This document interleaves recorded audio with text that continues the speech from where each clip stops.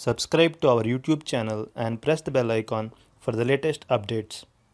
How to view credit cards linked to your HDFC bank account. Open your favorite browser. Go to hdfcbank.com. Now click on the login button at the top right corner of the page. Select Net Banking from the drop-down menu.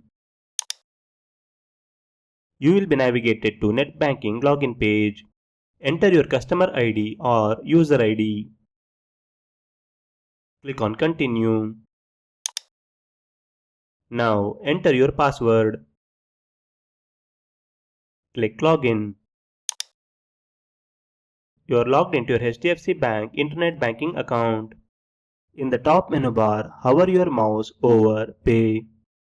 Under the Card section, click on Credit Cards from the drop-down menu. You will be navigated to Your Credit Cards page, where you can view all the credit cards linked to your account. Thank you for watching.